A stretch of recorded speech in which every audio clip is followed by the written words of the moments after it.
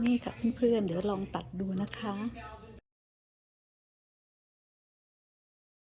Hi guys, welcome back to my channel. Today I'm going to make a croissants, homemade croissants with a apple stuff. สวัสดีค่ะเพื่อนๆทุกๆคนวันนี้พี่ติ๋มมาแล้วนะคะหลังจากไปช้อปปิ้งมาแกะกล่องอะไรหมดแล้ววันนี้จะทำcroissantค่ะแล้วก็มีเครื่องข้างในเป็นแอปเปิลนะคะซึ่งนี่คือส่วนผสมที่พี่ติ๋มตั้งโชว์ไว้ให้ดูแล้วนะคะซึ่งก็มีบัตเตอร์flour milk sugar yeast egg salt แล้วก็ brown sugar with cinnamon and apple มาเพื่อนๆเสร็จกันหรือยังคะไรดีหรือยังคะมาค่ะนมเพิ่งไปอุ่นมายังร้อนอยู่ค่ะจับดูยังร้อนๆอยู่ยังใช้ไม่ได้นะคะซึ่งเพื่อนๆขาพี่ติ๋มขอจะบอกวิธีนะคะเพื่อนๆถ้าน้องๆคนไหนคิดอยากจะเริ่มทำแบบจริงจังอยากจะเริ่มทำเผื่อเป็นรายได้อาชีพเสริมนะคะพี่ติ๋มขอบอกก่อนนะคะว่าน้องๆสามารถใช้น้ำหรือนมก็ได้นะคะแต่ต้องเป็นวอร์มมิลค์นะคะแล้วทีนี้ยีสต์เรานะคะมีอยู่2อย่าง2ประเภทนะคะน้องๆอันนี้เขาเรียกว่า active dry yeast เดี๋ยวพี่ติ๋มจะโชว์อีกอันหนึ่งค่ะ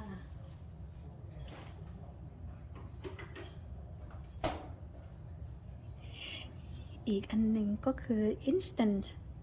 dry yeast นะคะเพื่อนๆซึ่งแตกต่างกันยังไง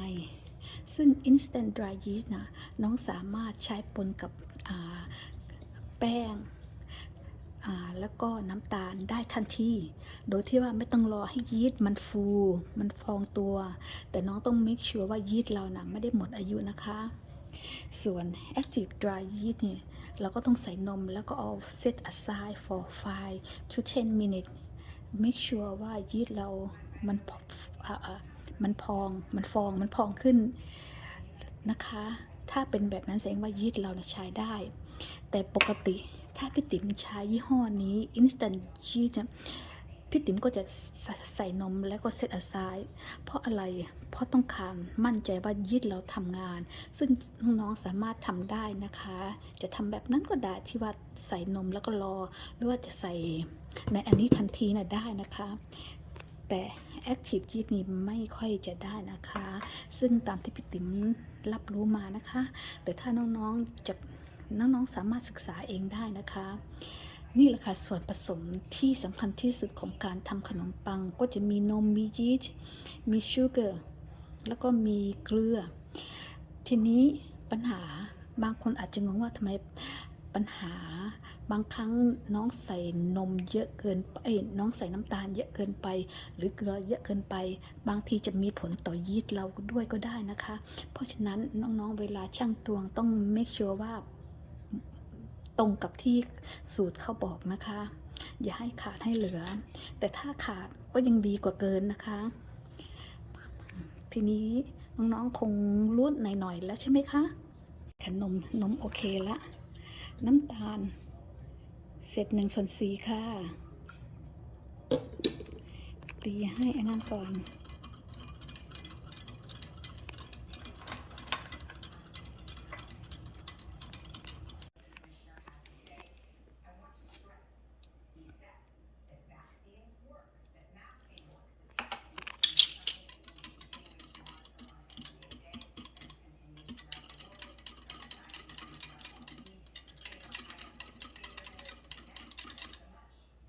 นะคะเพื่อนๆเรารอสัก5 หรือ 10 นาทีนะคะ make sure ว่ายีสต์เราทำงานค่ะ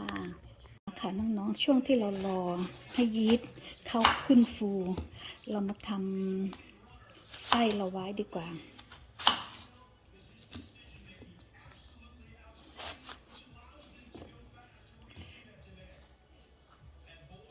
เดี๋ยวจะเอาเม็ดแอปเปิลไปโยนหลังบ้านว่ามันจะเกิดหรือเปล่าหวังว่าโยนได้นะคะเพราะว่าอะไรเคยทำอะไรไว้น่ะปรากฏว่าไอ้ตัวกระรอกนะคะมันไปกินหมดเลยค่ะตอนนั้นพี่ติ๋มลองปลูกกระเทียมในกระถางดูเอากระเทียมไปยัดเข้าไปเฉยค่ะปรากฏว่าตื่นเช้ามานางกินหมดค่ะ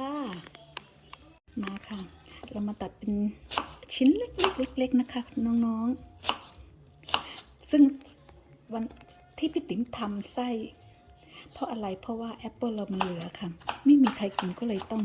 หาอะไรทำจะได้ไม่เสียเพราะสามีนางเอาไปให้สัตว์ค่ะนำซื้อแอปเปิลมาแล้วนางกลางคืนมานางเอาไปให้กวางค่ะเพื่อนๆสามีชอบเลี้ยงสัตว์ชายใหญ่เป็นคนใจอ่อนค่ะนางไปซื้อวันนั้นไปนางเจองูนางก็จอดรถจับงูให้ออกจากถนนซึ่งนางก็ไม่ต้องกลัวหรอกนางเรียนวิธีตอนนางเป็นทหารนางเคยสอนเด็กนักเรียนเรื่องวิธีจับงูไหนมีพิษไม่มีพิษนางว่านางรู้ซึ่งเราก็โอ้ยอยู่ที่เมืองไทยก็เหมือนกันค่ะบางทีหมู่บ้านมีงู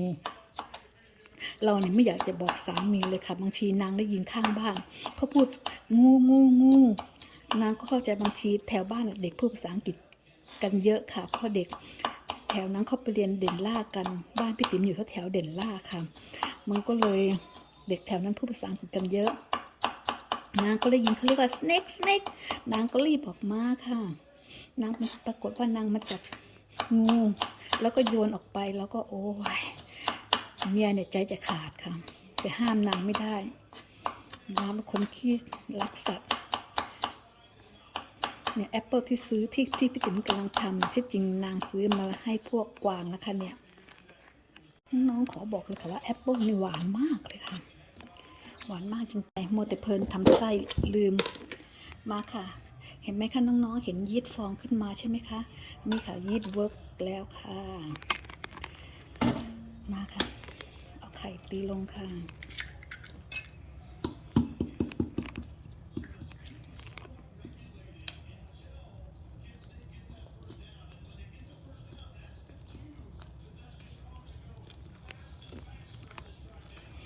น้องๆคะถ้าน้องๆใครอยากเริ่มหัดเรียนเนี่ยต้องใจเย็นๆนะคะทำผิดพลาดได้นะคะน้องๆไม่ต้องตกใจค่ะเพราะพี่ติ๋มก็โดนมาแล้วแป้งเนี่ยบางครั้งแฟนซื้อให้ไม่ถึง2 วันหมดเพราะอะไรเพราะว่าโยนทิ้งค่ะทำผิดแล้วก็ทำใหม่ทำผิดทำใหม่ได้ค่ะไม่ต้องตกใจนะคะ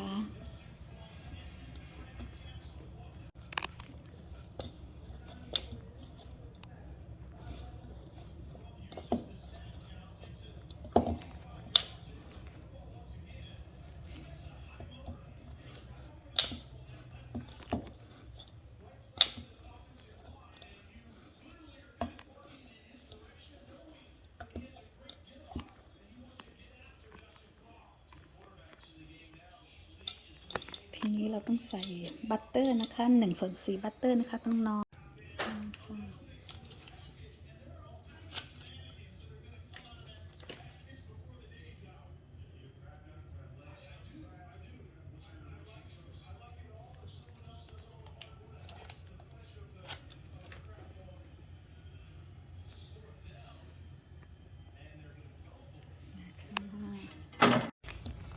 ทีนี้นวดนะคะนวดให้มันเข้ากันค่ะ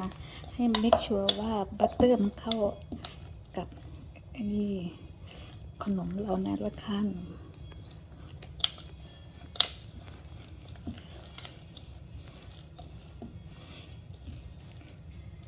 ซึ่งบางคนเขาใช้บัตเตอร์เขาไปเมลมาก็ได้นะคะน้องๆแต่ทีนี้พี่ติ๋มลืมค่ะก็เลยเอาลงอย่างนี้ไปเลยค่ะก็เลยต้องนวดให้มันเข้ากันดีๆ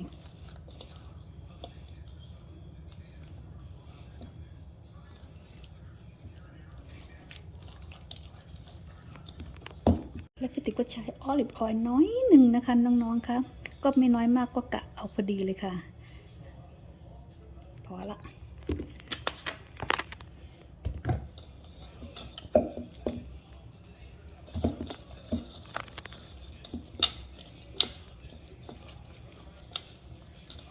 นี่ค่ะน้องๆให้เป็นฟอง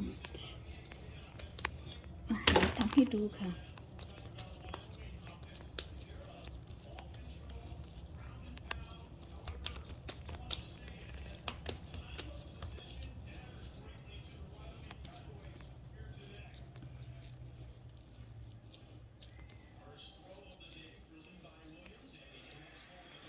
ค่ะน้องๆเราเอาเก็บไว้ในอันนี้แล้วก็ปิดฝาไว้1 ชั่วโมงนะคะในอุณหภูมิที่อบอุ่นหน่อยนะคะน้องๆน้องๆคะการที่เราเอาขนมปังเก็บไว้1 ชั่วโมงนี่ถ้าน้องๆไม่เข้าใจก็ง่ายๆคือว่าให้ขนมปังเนี่ยมันฟูขึ้นมาเท่าตัวนะคะนั่นแหละค่ะคือว่า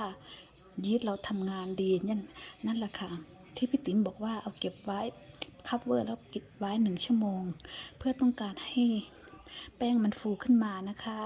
น้องคะคนไหนอยากจะเรียนรู้อยากจะเริ่มทำขนมปังแต่ยังไม่ค่อยเข้าใจอยากจะเริ่มทำก็คอมเมนต์มาหาพี่ติ๋มได้นะคะมาสอบถามได้ค่ะพี่ติ๋มก็จะตอบได้ที่เท่าที่ตอบได้นะคะก็เพราะว่าเราก็ไม่ใช่ professional เนาะแต่ถ้าน้องๆอยากรู้เบสิกทำง่ายๆเขียนมาถามได้นะคะค่ะน้องๆเรามาทำไส้ต่อค่ะ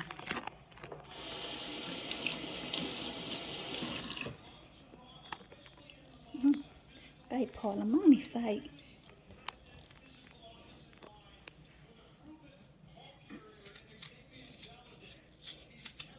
อันนี้ขอปอกเปลือก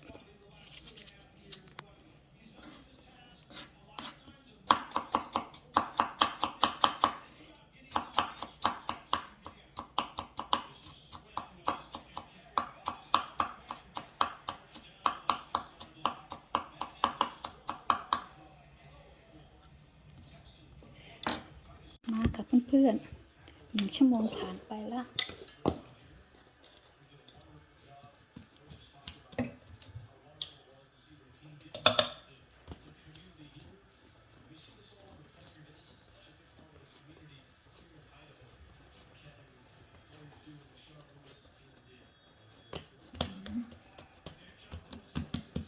ทำออกมาดีมากแล้วเนี่ย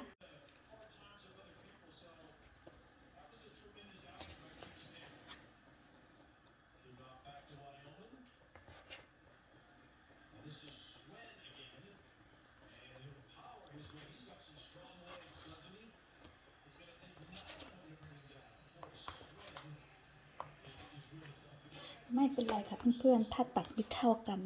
วันนี้เราไปซื้อเครื่องชั่งมาแล้วเรามีเครื่องชั่งแล้วค่ะมาค่ะ48 57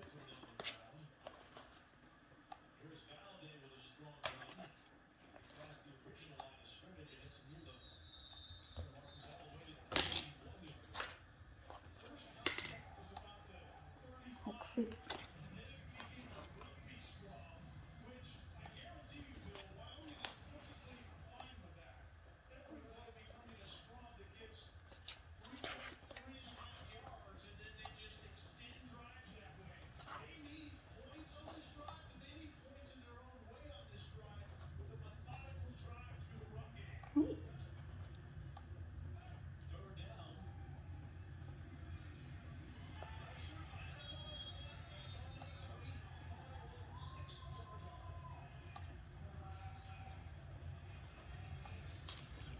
มีเครื่องชั่งแล้วค่ะน้องๆหลังจากทำแล้วได้12 ชิ้นนะคะซึ่งพอเหมาะพอดี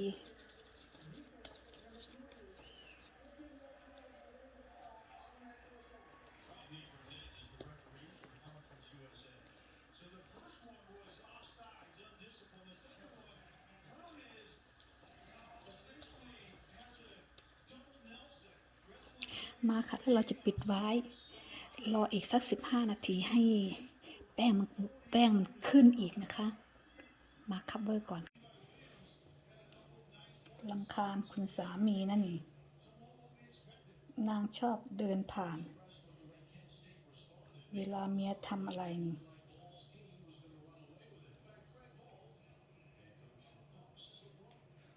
มาค่ะน้องๆนี่เลยค่ะ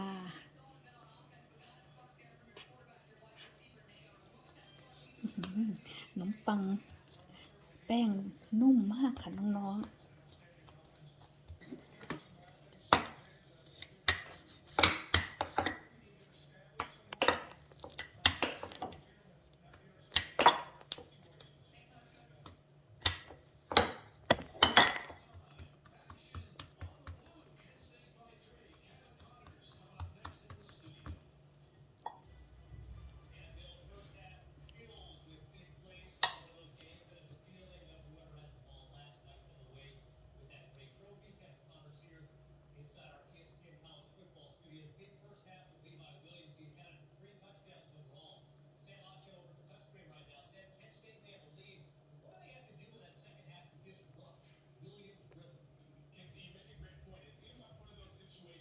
ค่ะเพื่อนๆพันเสร็จเรียบร้อยแล้วทีนี้เราจะปิดคัฟเวอร์ประมาณ15นาทีนะคะแล้วเราค่อยเบรกกันนะคะเราใช้356องศานะคะประมาณ15ถึง20นาทีนะคะเพื่อนๆค่ะเพื่อนๆหลังจาก15นาทีที่เราคัฟเวอร์ไว้เมื่อกี้นะคะต่อไปเราจะใช้นมทาค่ะมาค่ะเราใช้นมนะคะทาค่ะ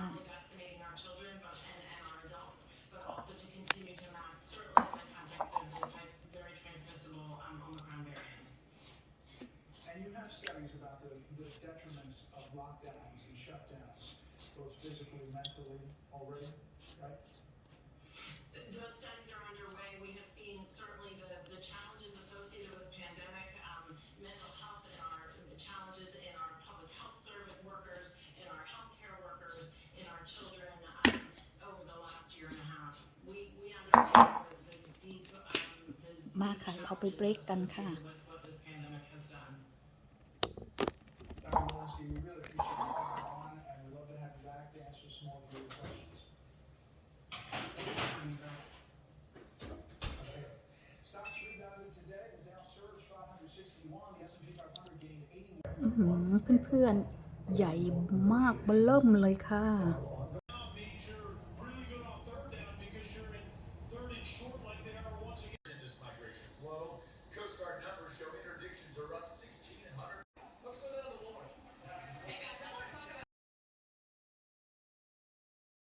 And foreign funding can pose serious threats to national security. Lieber's ongoing trial is a major test for a Justice Department initiative to thwart the Chinese government's efforts อร่อยค่ะเพื่อน in technology and ๆอร่อย sensitive research. Prosecutors say เหมือนที่ร้านทำเลยค่ะ เพียงแต่ว่า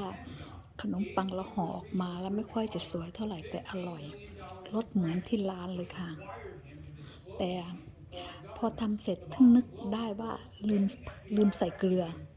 ถ้าน้องๆดูสูตรนี้ก็อย่าลืมใส่เกลือนะคะ เพื่อนๆรู้ไหมครับทำเสร็จทีไรไม่กี่วันก็ต้องโยนทิ้งเพราะมีแต่เรากับสามีเพราะฉะนั้นไม่มีใครช่วยกินค่ะ อย่างที่น้องๆเห็นเนี่ยก็ผลสุดท้ายคงต้องทิ้งอีกค่ะนะคะก็เปลี่ยนใส่ถาด this can shorten your cold by 42%. Might not make your first date 42% better. Try new Coldine's Ultra Milk Chews in a great tasty orange flavor that quickly dissolves on your tongue. โทษนะคะน้องๆที่เสียงดังสามีนางดูทีวีขี้เกียจบอกนางให้เอาลง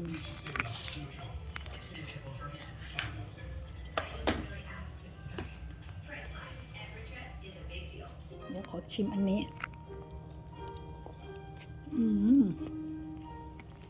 ใหญ่มาก